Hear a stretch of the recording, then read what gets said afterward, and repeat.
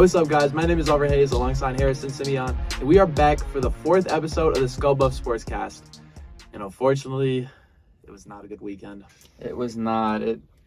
42-6. It's just about all you have to say. And that's a game that's going to sting for a while. Because it was, we were riding that high of the first 3 games. We were really excited about everything with the program. I actually picked us to beat Oregon. And so we kind of thought we were at a higher level than we were. But Oregon, they're great. And that's what I really learned more about this game more than anything, is that Oregon is elite and we're not ready. I think we're still at a point where we could beat those legitimate programs like we beat a TCU or Nebraska, but Oregon is just a different level. They have a different level of recruiting, a different level of coaching, and just they're more put together than us at this point. No, I can definitely agree with that. And I think that the first point is that this season has just shown Colorado fans what the future may look like and what it will probably look like. Because these first 3 games that they had, they were amazing. They were fun to watch. Obviously, there were concerns that ended up showing up in the Oregon game. And like you said, Oregon I 100% agree that this really showed how good Oregon was just as a football team, because they really exploited Colorado's weaknesses. And I think that's just it's kind of just a result of being a first year team. And I don't know, people have talked about this, but Colorado's only picked to win 3 games. Right. And this was a team that wasn't expected to do much, but we became a huge story right away. We were always going to be a good story. And as soon as we started winning, people were like, whoa, can ride this momentum all up into competing for the Pac-12 or even, going to the playoff in their first year. But I think people just got a little overambitious and kind of blew up the balloon a little too much. Yeah. And some people were surprised or made fun of when it popped, but it was really just, it wasn't as big of a deal as people are making it out to be. There's no real need to overreact, in my opinion. Yeah, I think that's where your comment on Oregon showing how great they were really being showing that than showing that Colorado's a fraud, because I think the thing that caught people off guard was the score. Oregon was so dominant in every aspect of the game, especially when it came down to those boys in the trenches on that line. And then the Oregon offense was running silly on Colorado's defense anyways, but the fact that Colorado also couldn't make a tackle was very not helpful. But yeah, anyway, the point is just that, I don't know, I guess we weren't expecting this big of a loss. Yeah, caught people off guard. I think a lot of people that were thinking realistically about this game were still thinking that we were going to score because of how prolific our offense looked through the first 3 weeks. But it was really just almost the worst case scenario in terms of what could have happened for this kind of game, because it was so much going into it. It was even though it was such a blowout, it was the second most watched college football game all season. Okay. Yeah, so they had 10 million viewers, I think. Yeah, it was pretty insane, and I would imagine a lot of it pretty front loaded. Yeah. And watching just kind of the beginning, and once it was 35-0 at halftime, a lot of people tuned out. But I think it was really just a kind of with this story that Colorado's writing, there's always going to be that kind of moment where things come down to earth and we get that kind of reality check. I didn't expect it to be this emphatic, with just this kind of almost an embarrassment of a loss, where the coach was saying at halftime that I hope everybody that was watching this week is watching today, and that they were going to score more. And then even though they only scored 7 in the second half, it felt like that there was no chance of us stopping them. Yeah, no, I mean, it was almost alarming, I guess, to see I don't want to say that they had lack of fight, but that almost is what it appeared to look like, just because of how dominant Oregon was. Watching this game, like we said, 10 million people watched this game. So I don't know, you viewers probably watched this game. You saw how dominant Oregon was. And okay, let me look at the time of possession. It's not as egregious as like, I mean, this is still pretty egregious, but Oregon had the ball 35 minutes to Colorado's 25. So they had the ball 10 more minutes. And if you look at that first half, like the plays, I forget exactly what it was, but I think after like the first quarter, the play count was like 23 or 26 for Oregon to like 9 for Colorado or something like that. And I was like, this is just insane because Colorado just 3-0 and Oregon would go down and drop the ball and score. Right. It took us to the second quarter to even have positive yards, and it was a game where it kind of just all fell apart, and we kind of started to shoot ourselves in the foot. I mean, we had more penalty yards than total yards until it was the second half when we finally got a little bit more, when that Oregon defense started to, finally start to maybe let up a little bit, and we finally scored a touchdown towards the end with Michael Harrison. But even with that, I mean, just the play or two before that, Xavier Weaver went down, and we still don't know his status for this week, and that'll be another huge loss, obviously, with Travis Hunter not back this week. Obviously, Shiloh had an injury come up. Yeah, nothing confirmed yet, but yeah, something along the lines of that lacerated liver. Those. Well, I'm pretty sure it was confirmed. It was confirmed. Well, it's confirmed that he's hurt. Oh yeah, like I know that's hurt, but I haven't seen like a specific injury. People have just been. It was like it was that he was urinating blood, and so he was taken to the hospital or something. I think I saw that he said he thought he took a kidney shot during the game, like a shot to the kidney, and that was what the urinating blood was from. Gotcha. Okay. So if it's a kidney thing, because I tweeted out, it's a suspected. That's all we can do for now. And Coach Prime was like saying, at this point, it's just kind of day to day getting these updates from Shiloh. I don't know if he's practicing yet. Didn't practice today. Yeah, we'll probably get more answers tomorrow after practice. Yeah, I would imagine. But yeah, no, I only brought up the lacerated liver just because I don't know. It's weird. I feel like you usually don't. Internal bleeding is not what. Yeah, not something you would usually get twice see, in 2 weeks. But yeah, no, that'd be huge. I mean, if Shiloh's out for this game. Yeah, and it was something I was a little bit worried about during that game because the defense couldn't get off the field. It seemed like, I mean, because the offense was so dead, and whenever Oregon was having the ball, they would just go down, score, go down, score, go down, score in that first half. And I was worried because with how thin our team is right now, it's not like we could put out substitutes. So it was having like Shiloh and Woods having to play safety basically every play. Yeah. And, obviously injuries were a concern when we were still playing our starters pretty much until about the back half of the fourth quarter. We even saw Cormani McLean come in for the first time all year, as well as Alton McCaskill.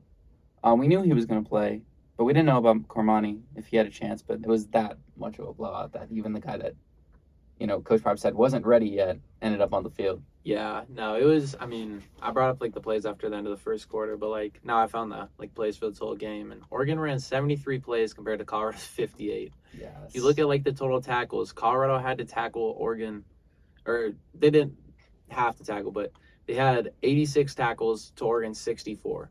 You just think about that. That's 24 more times where Colorado has to throw their body into someone else to at least force a tackle. Now you think about all the missed tackles that Colorado had and how many, like, it was body on body for all those defensive guys, and like I said, they were getting ran over, they were getting juked, they were getting whatever. So it was, that wasn't something I thought about as far as injuries, but yeah, they're just being on the field that much. I mean, they were turning into Travis Hunter themselves.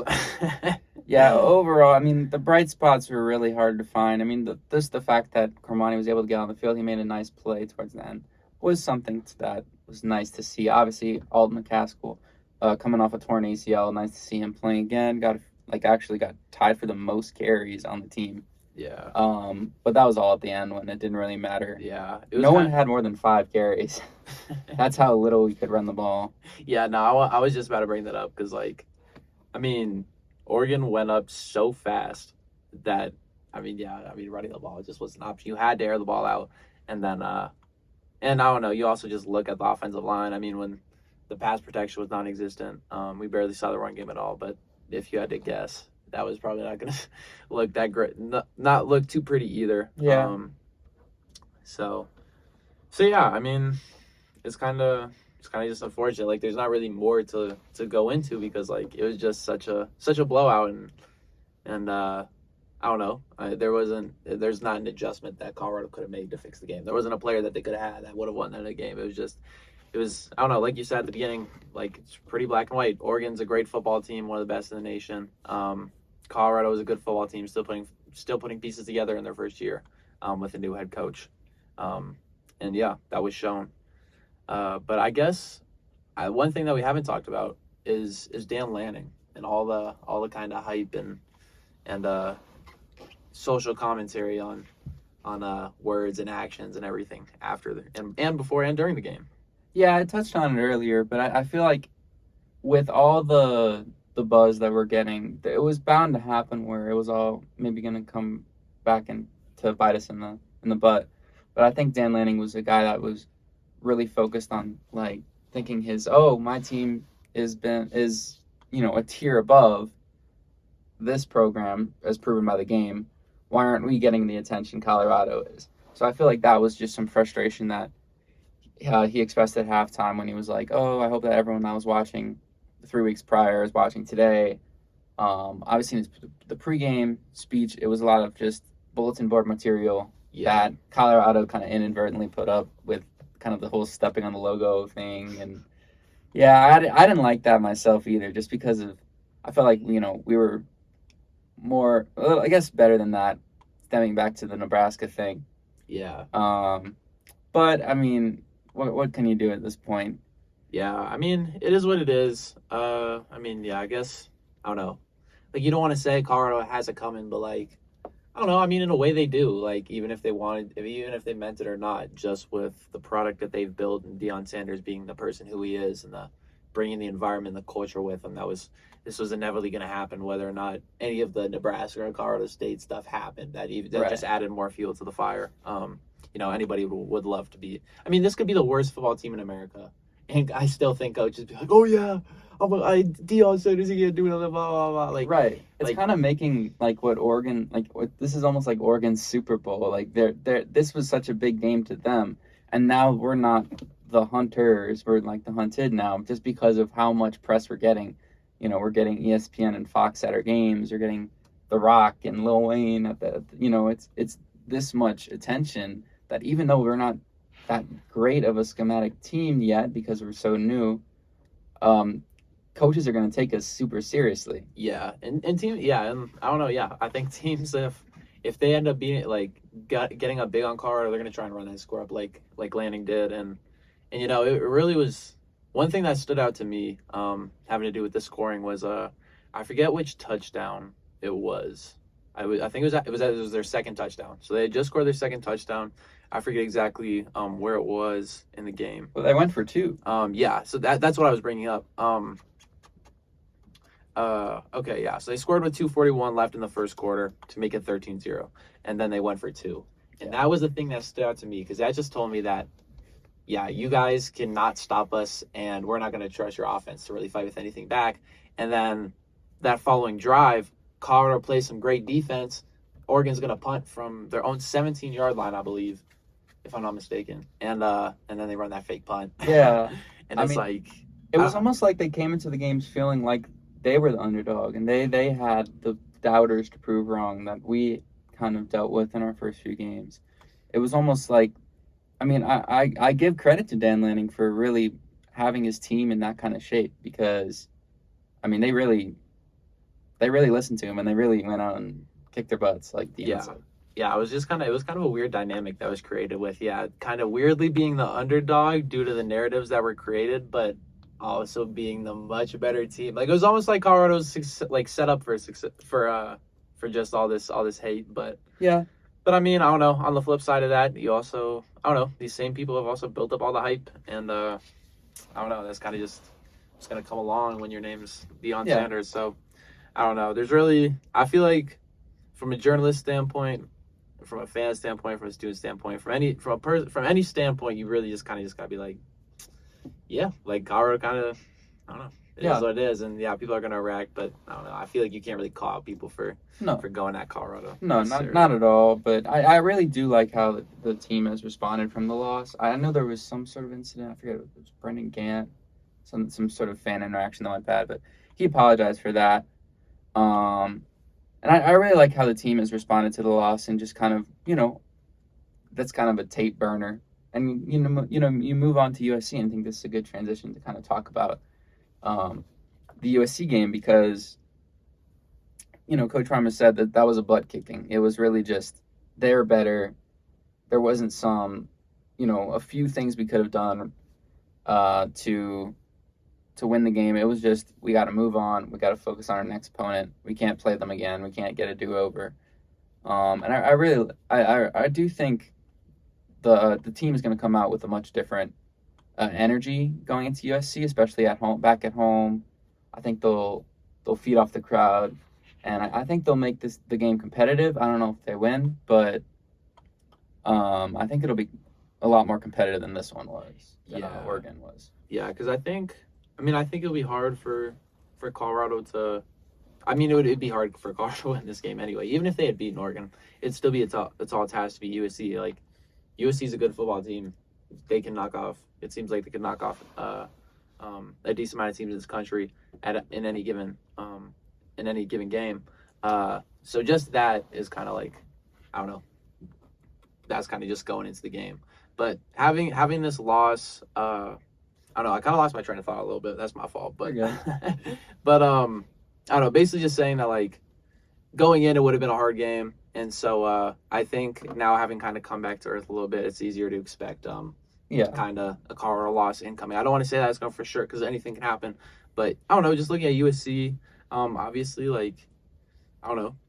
Yeah, it would just be a tough game. They have good players. I mean, Caleb Williams stands out. If you look at Marshawn Lloyd, he had 154 yards last week. Yeah, Brendan Rice, he had 133 catches and 2 TDs last week for USC. Like they have dogs. Oh yeah, and I think overall, just I mean, they're a team that is going to come in and not be too not succumb to the moment. I feel like this game is going to be like we're getting Big Noon back. This is going to be another nationally televised big time. I know LeBron was rumored to go. I don't know if that's confirmed or not, but it's going to be another of those, giant Colorado games. And I mean, USC is a team that could be in the college football playoff at the end of the year, and they're arguably better than Oregon. Yeah. So obviously it's going to be pretty much impossible to stop Caleb Williams just because it's impossible for everyone to stop him. Yeah. I mean, the only thing we could see that could stop him was like a very different schematic team like Tulane last year in the Cotton Bowl. But other than that, everyone that's come in the way of Caleb Williams is just going to get wrecked. And they have great receivers. Obviously, Jerry Rice's son, was it Braden Rice? Brendan Rice, right. Yeah. Jerry Rice's son is the one of their top receivers, and I it's going to be almost as impossible. I mean, you thought Oregon's offense was explosive with Bo Nix. I mean, Bo Nix didn't make a mistake for the first large portion of the game. Did have that one pick, but other than that, and like I don't know, and then like the more you think about it, like then you start thinking about injuries. Your mind first goes to I don't know, Shiloh, because he's a big name. He's the one that's had the most talked about. But yeah, you brought up Xavier Weaver earlier. He's been Colorado's best receiver. Like everyone thinks about Travis Hunter. Like Travis is a great player. He may be he may be Colorado's best receiver. But as far as production and stats wise, like Travis does a lot. He's a great receiver. That's what he gets attention. That's probably why Xavier is able to open up and get catches. But Xavier still is a fantastic receiver, as we've seen, almost getting over 100 yards in his first 3 games, only missing that by 2 yards in game 3. Like, not having him would be so detrimental for an offense that's already struggling with this offensive line. Yeah, I mean, he's 6th in the country right now in receiving yards. So Weaver, obviously with Travis, maybe sometimes when he's playing both sides of the ball, people tend to overrate one side or the other. I mean, he's a really good receiver and a really good corner, and that combined makes him maybe our best overall player. Yeah. But in terms of just pure wide receiver skills, Weaver's great. Weaver has great hands, great point of attack, just like going up and getting a ball at any point, runs good routes. So he would be a huge loss if he were to be out this week. Obviously, it looked like an ankle or a foot, some sort of issue there.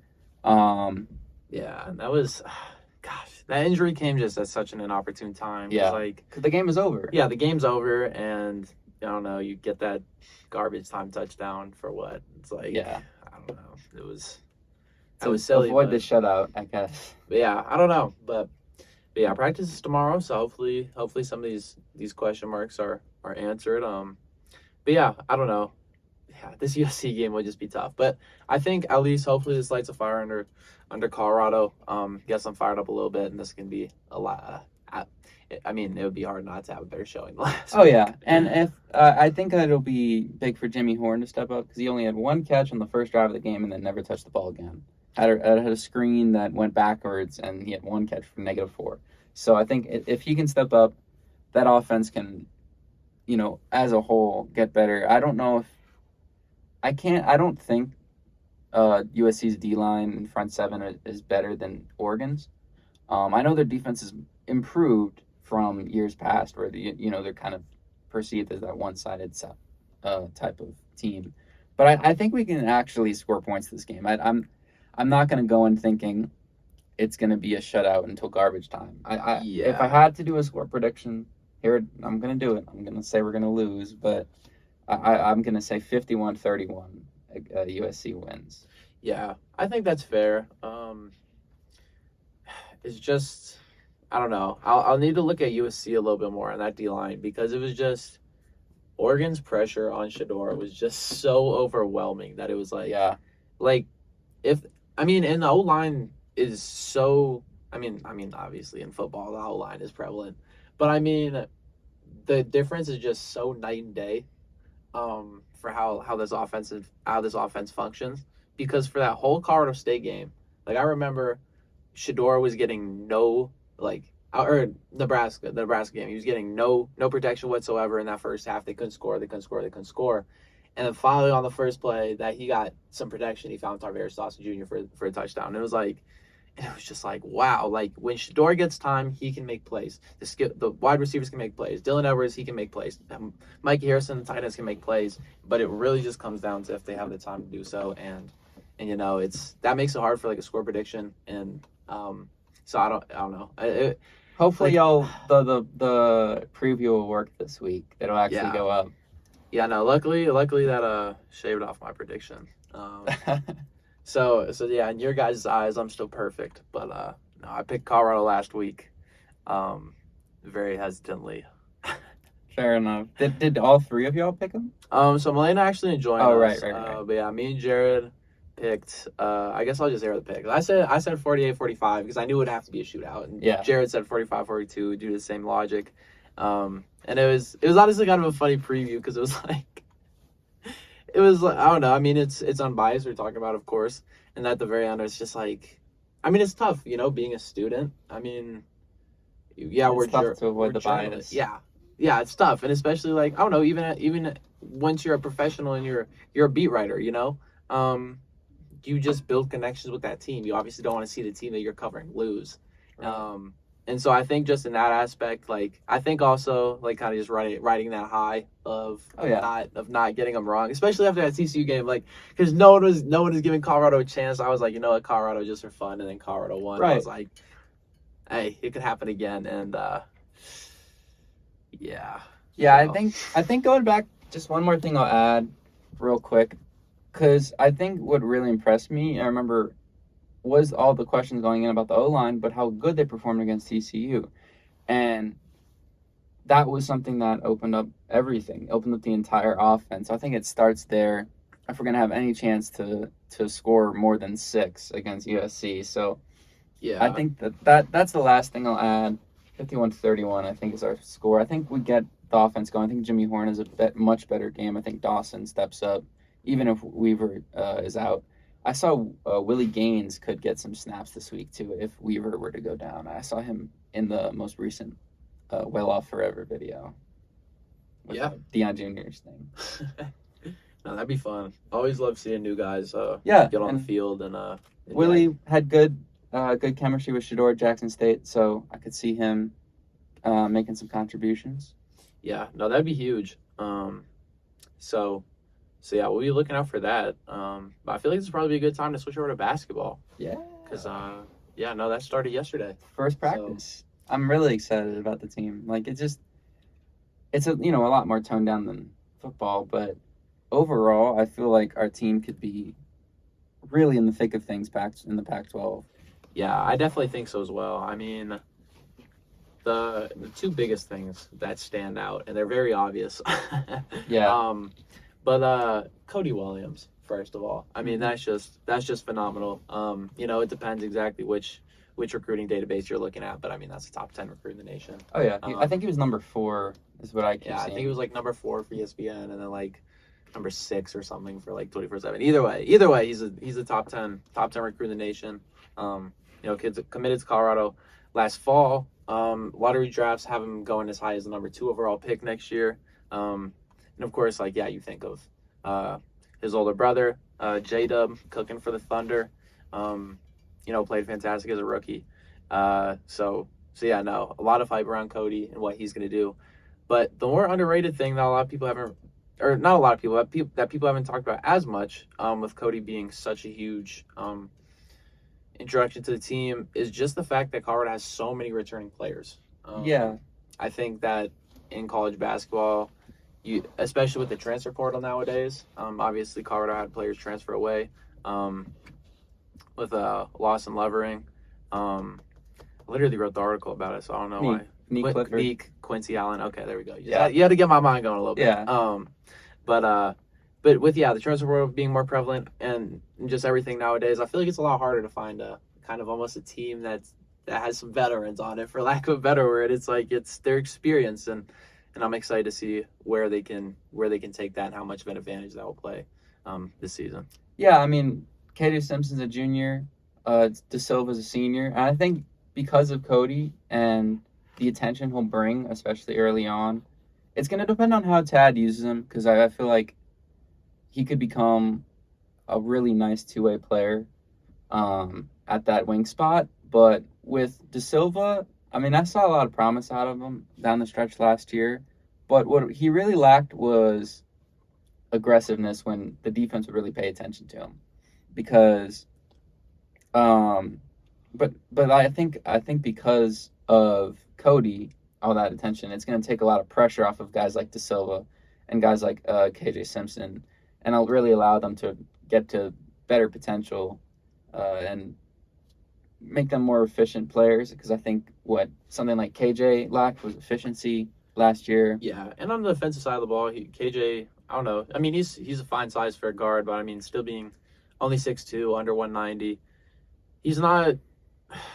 It's hard because I don't want to call a player a bad defender just because of their height, but there were times where KJ would get targeted, and throwing Cody in the mix. I mean, those Williams boys have some of the craziest builds I've ever seen in my whole life, bro. Like, yeah, that wingspan should be like banned for how overpowered it seems. Like, it looks like a 2K build almost.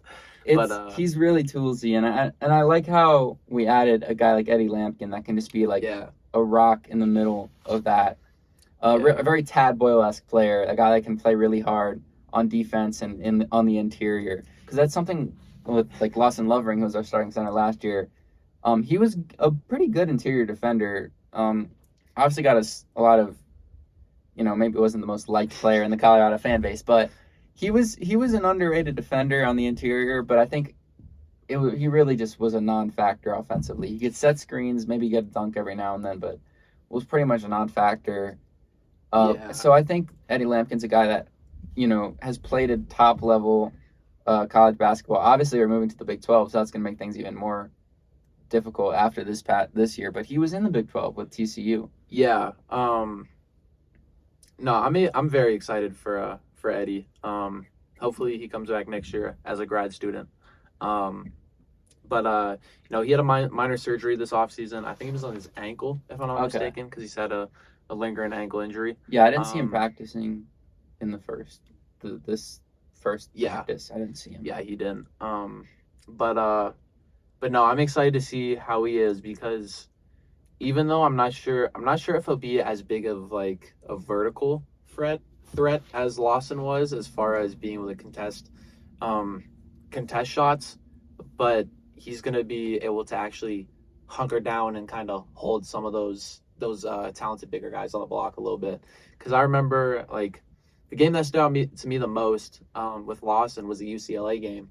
I forget the UCLA's big man. I apologize, uh, but like there were a few times where he put his butt into Lawson and just pushed him right under the hoop, and I was just like, wow. And there were more times throughout the season where you just saw that Lawson was just almost like too skinny, and then other cases maybe too slow on his feet or something, and so that kind of limited his defensive ability, as far as outside of blocking shots. So that's where I'm most excited to see Eddie. Like I think the defense will really shape this Colorado team. Yeah, and I'm really interested in that because I think he's going to just bring a lot of toughness and a lot of experience to this team that's really needed it, especially with a player that is going to get a lot of attention as a freshman, as Cody is. One thing I am a little concerned about with the team is going to be spacing, because of Cody isn't really like the one concern about his game. He does about everything well. Really good cutter, good around the basket, good on defense. But the one concern is his 3-point shot. If his jump shot can translate to the college level and then ultimately to the NBA level, because I can't imagine he's not a first round pick. Yeah, and it'll be the spacing definitely does scare me because like I don't know, you think of Tristan Silva as a leading scorer last year. He's not you don't think of him as a 3-point shooter. He can knock it down, but you don't think of it. Same thing with Luke O'Brien. Like I don't know, he can knock down the three, but you don't think of it. Same thing with KJ. Like it kind of just continues to fall off. I mean Julian Hammond, like you think of him a little bit more so. I think R.J. Smith could provide something. I know he's a redshirt. He was a redshirt last year, so right. So he's gonna play. He should be. It should be interesting seeing him getting mixed in with the guards, especially because, I'm pretty sure Javon Ruffin is out for the year. Is he? If I'm not mistaken. He missed a lot last year too. Yeah, because he had that knee injury. Yeah, that's rough. He missed those last like 7 games. But yeah, no, spacing will be interesting, but I think that's what makes it so. That's what makes me think the defense will be kind of the identity of this team. Like you said, it's kind of like I don't know with Eddie. I don't know. That's kind of how Tad kind of likes to go about things. You know, a hard nosed guy. Yeah. And just with the tools that he has and the culture that kind of Colorado basketball has, that defense will be some fun. I'm really interested to see how Tad can. Because Tad loves the defensive intensity. I think with all the tools that Cody has, he could turn into one of the best perimeter defenders in the country under Tad, just because of how good his physical traits are to make a good wing defender. And I think he'll provide a lot of offensive punch to kind of take the pressure off of KJ, take the pressure off De Silva. I think De Silva can provide some shooting. I kind of think of him sort of like a stretch four, not quite. Yeah, I'm trying to think of who I could compare him to, because it's interesting because when you mention his lack of aggression sometimes, I tend to think of him working in kind of in that mid-range area, posting guys up a little bit where you might not necessarily see that for guys his size generally. Well, I mean, I know he's from Germany, and this is going to be really cliche, but he you can tell he kind of wants to incorporate some of Dirk into his game. He's going to try to be sort of like a mini Dirk. Yeah. Because he likes to work around the mid-range. He likes to work around the 3-point line. And I think he could become that. He could get a lot more space with Cody and how this team is going to operate. With KJ fully healthy. He did miss the end of last year with mono or something. Yeah. And I think Luke O'Brien, is going to be really interesting to me because he's kind of like a Swiss Army knife. He can block shots. He can hit the 3 from the corner. He can cut. He can catch lobs. So I think it's going to be interesting to see how he plays because I don't know where he'd exactly start because he's 6'8". Yeah. And he started at the 2 or 3 a lot of last year. Yeah, he had to start due to injuries with Hadley and Ruffin going down, and of course KJ later in the year. So I'd expect him to come off the bench. Who do you think starts at the 2? I 'Cause mean, I would see, imagine this it's- is something that could be very interesting because like one name that like stands out to me is Hassan Diop. Like okay. because I mean that's a big dude, 6'10", 200. I mean Yeah. that's a center build, but they have him listed as a forward, and coming I- out of high school, I feel like the trait that I heard about him the most was his rebounding. Okay. And I'm excited. And I've heard that through training camp and whatnot, he performed well. And I'm personally, I like the big lineups. I like the defensive minded lineups. Maybe I'm biased because the Celtics were. I'm a Celtics fan. The Celtics were so good with it a few years ago on their finals run and having that kind of bigger lineup. But I mean, like if you throw out a lineup out there with like okay, you have KJ a smaller guard like at the one, but now you could run Cody at the two, Silva at the Cody three, at the 2 be weird. Hassan at the 4, like Eddie at the 5. Like that's just throwing out a lineup just for fun. But like imagine that. That'd be something interesting. Of course, you could look a little bit more into that. Like I don't know, who do you put at the 2 necessarily? Like you could put Hadley maybe. okay, yeah. Like Hadley started. He started at the 3, so you could run Hadley out there. He could be starting at the 4. I wouldn't be surprised if you. But he's only 6'6". It's interesting. There's a lot of mix and matches you could throw in there. Yeah, I mean, we'll see how RJ Smith looks early. He'll probably come off the bench to start the year, but maybe eventually him. I know we have a lot. I'd have Julian Hammond up for RJ Smith just because of. I mean, Julian. Well, Hammond's. I think he just stays at the backup one. True, but he put together some decent games last year. Like I think he had I don't know when his role kind of his minutes heightened a little bit due to Ruffin going out for the last 7 games of the season.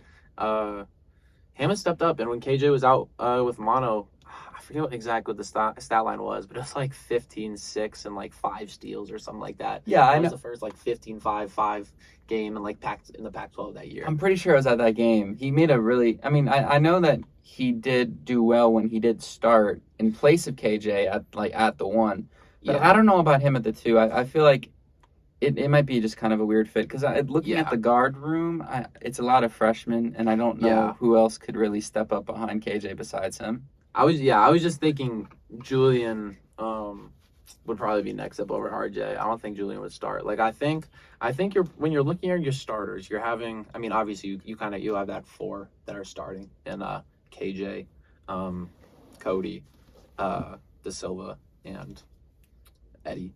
And we'll also have to see exactly how Eddie's recovery is. Yeah, if Eddie doesn't start, it might be Joe Hulbert. Yeah, or Hurlbert. Yeah, Hurlbert, redshirted last year. Yeah. So yeah, no, it'll be interesting. It's really just kind of finding like, is it that 2 spot? Me personally, I look for that 4 spot. Like it could be a small forward because you could throw De Silva at the 4 and still put Cody at the 2. Like there's a lot of mixing and matching that I think Tad will mess around with, and we might not see this full squad exactly at their final form until really the end of the year.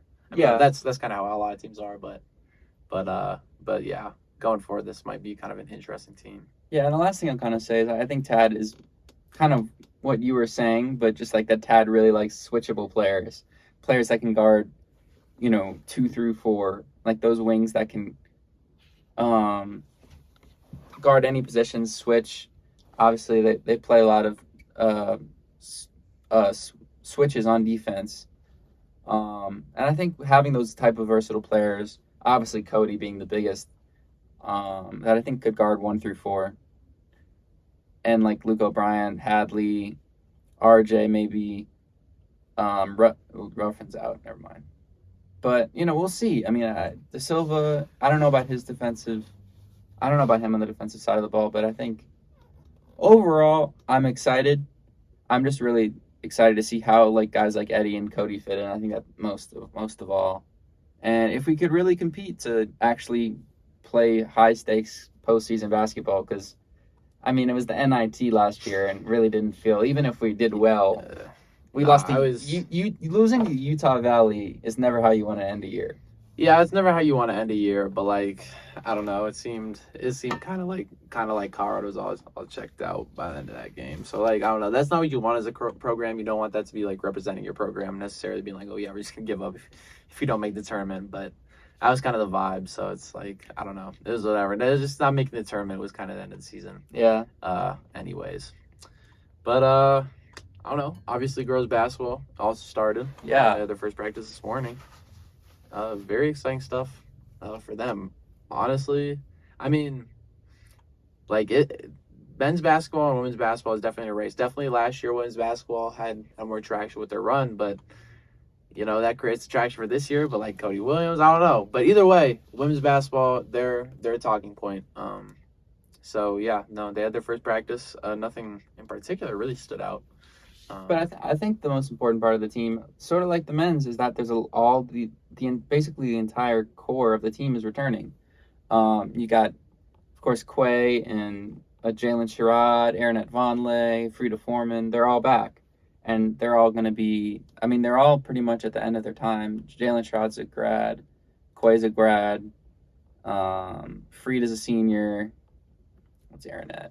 Aaronette's a junior, so I may have her for a few more years. But yeah, I think it's gonna be cool to see how the team develops around that, around those kind of experienced around those experienced girls. But I think someone like a Tamia Sadler, another senior, could make an impact. Maybe in a heightened role. There were some.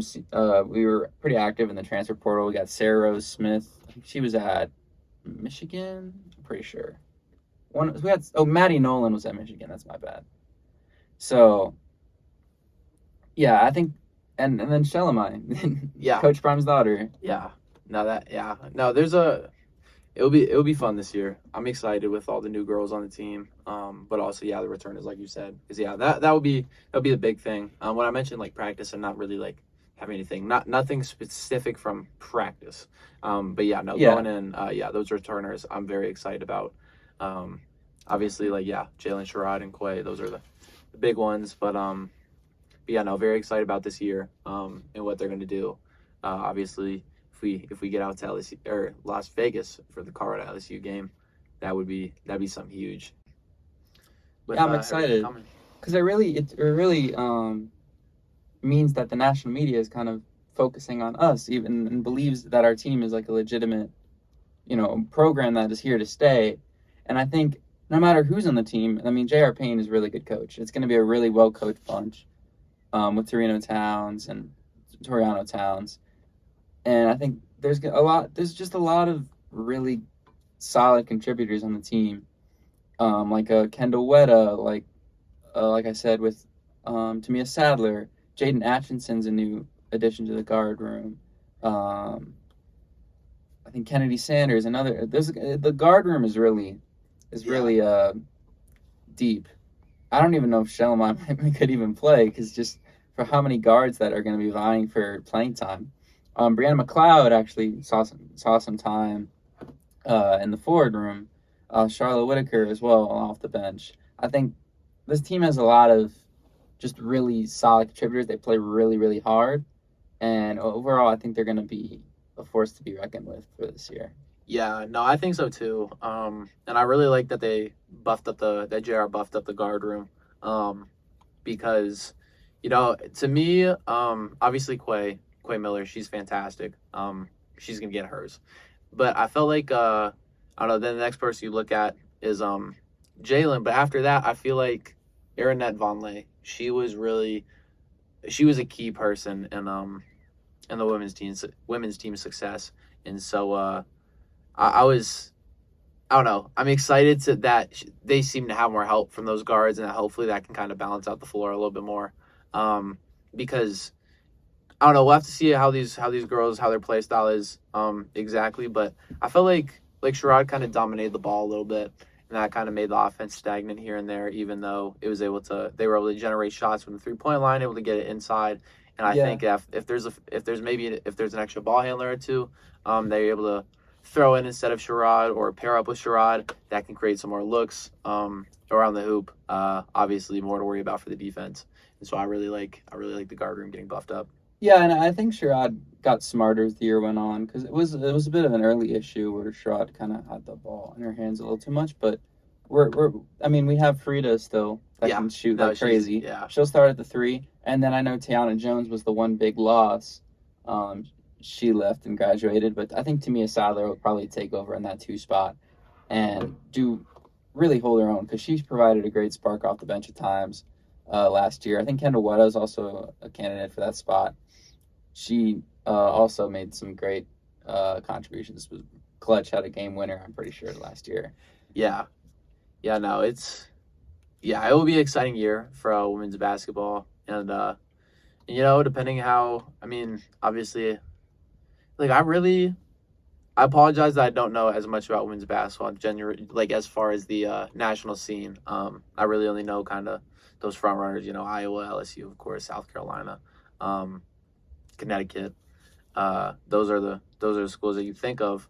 I don't necessarily know those kind of more, not necessarily like middle of the pack, but kind of like almost like beer tier, B tier. B tier. My goodness, that B tier kind of level of teams, I don't know as much about. But depending on matchups, like Colorado, like they strike me as one of the best teams in the nation. Like that loss to Iowa was not by that many points. No, I I mean think we were competing for the whole first half. yeah. And so, yeah, with the returners, with the additions, I really think that, I mean, I don't want to say Sweet 16 or bust because, I don't know, I don't want to place expectations. Not like Final Yeah. Words really hold all that much weight. But I mean, I like, I expect them to do better better than last year. Yeah. I think there's a lot of good teams in the Pac-12 though when it comes to women's basketball because Yeah, there Stanford is. was the big one. Oh yeah, Stanford. We lost to Wazoo or Washington State in the Pac-12 tournament. Yeah. So they're a team that UCLA is also good. I believe it was double overtime. we compete Before CU went on a game winner at home. I think it was the UCLA game where it was the Kendall Wetta shot. Yeah. And so so in the Pac-12, I mean there's good squads, but like we've seen, Colorado can beat them. And I don't know, I think good one. I think Arizona was the one I was thinking of. okay. They're also good. And I think Utah. Yeah. Yeah.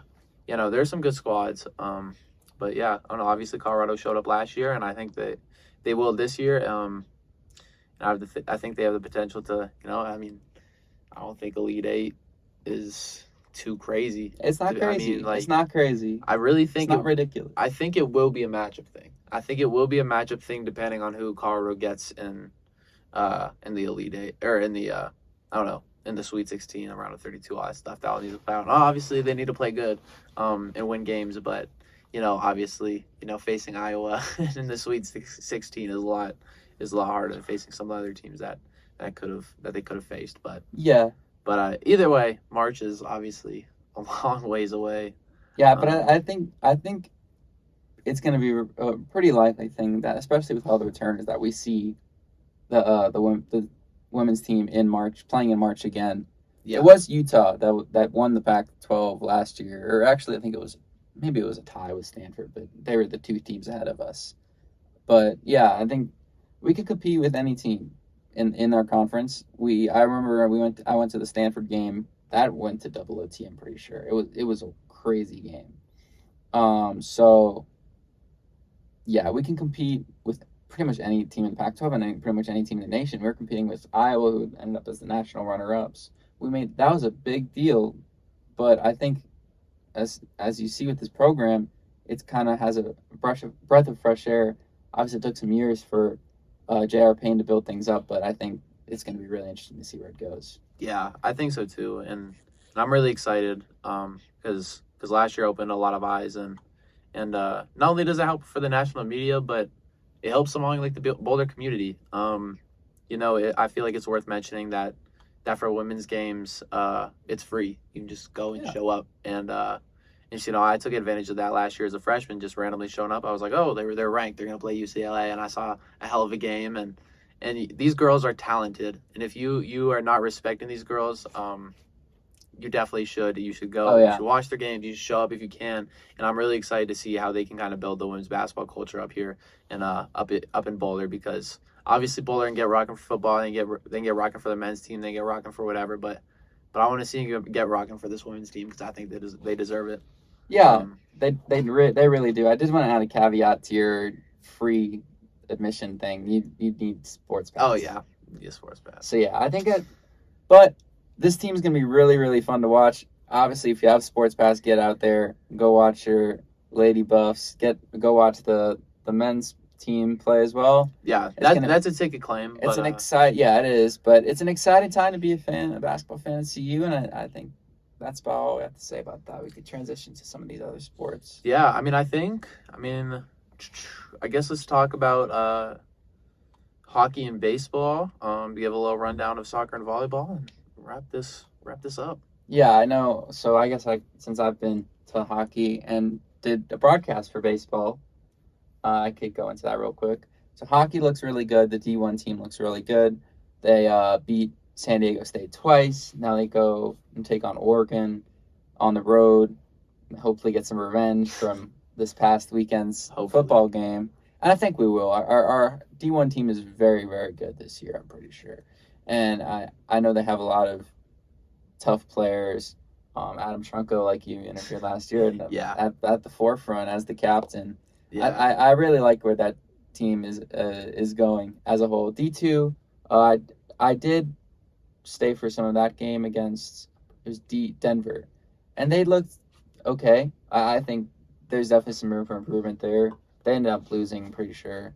It was 3-2, but it was a close game. Denver's a good hockey school. Yeah, Denver is a great hockey school. The D2 team could definitely compete. And then with baseball, dominant.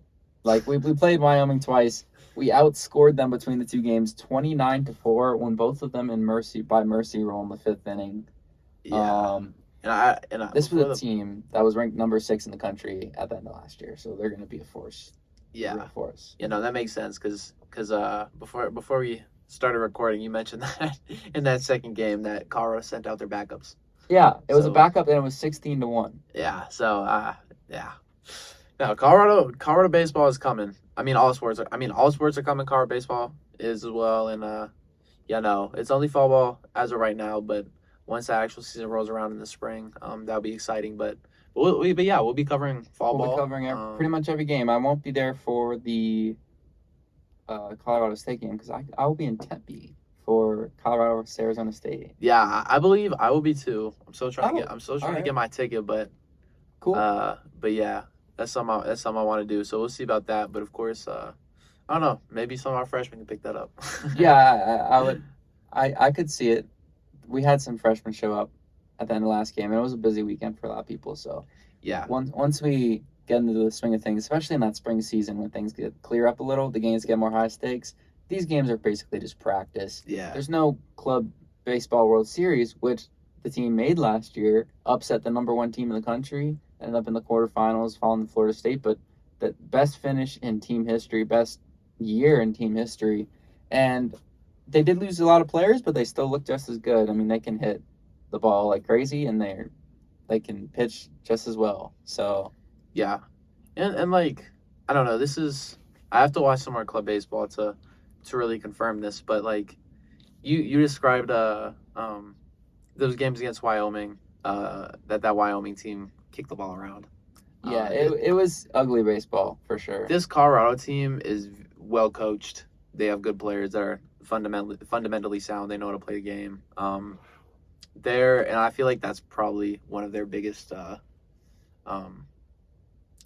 strengths is just being you can't win with errors. They don't beat themselves. Yeah, and that's an underrated talent when it comes to winning games in any sport. So yeah, excited for baseball. Going to volleyball and soccer. Volleyball, they won their first Pac-12 matchup of the season against Utah, winning 3-1 in sets, but dropped their Sunday match to Stanford, losing all 3 sets. But Stanford is ranked number 4. So not really sure if you can get mad at that. Nothing to go crazy about. Stanford's one of the best volleyball programs in the country, so I think it's nothing to worry about. Against Oregon, yet another possible revenge game is 10 days away. I'm pretty sure they're on the road before that, but yeah, they play UCLA this Friday and then USC on Sunday. So USC packed Sunday. Yeah, it's for Colorado fans. It's gonna be interesting to see how they can compete in the Pac-12 because I know they beat Utah obviously falling to Stanford, but they looked really, really good in non-conference play. Yeah, they did. They looked confident. They looked like a well-oiled machine. I thought the chemistry was there. You know, I thought they were good. But yeah, no, that's what we have for volleyball. Soccer. Not sure really about. Soccer just had that one game against UCLA. They lost, but I mean UCLA was also I think number Yeah, 5 they're in the ranked number country. 5 in the country. So I mean, yeah, and 3-1. That's a respectable score. You can't get mad at that by any means. Yeah, it was 2-1, and then we scored off a corner. I think our biggest strength has been scoring off of these set pieces because Yeah, it's been the throw-ins from Ava Priest, and then that connection between Amaya Gonzalez and shoot, I forgot her name. She's literally in our class. We just Shira had. James. Shira James. Yes, they're great on corner kicks, and I feel like if we can get those set pieces over and over, I mean that's a way we can score. Yeah, Obviously in the open field, maybe needing some improvement, but we're ranked. I mean, I don't know if we're ranked still, but I don't know if that kind of loss will knock us off the totem pole completely because we're number 20 going into that. We'll probably be on the fringe.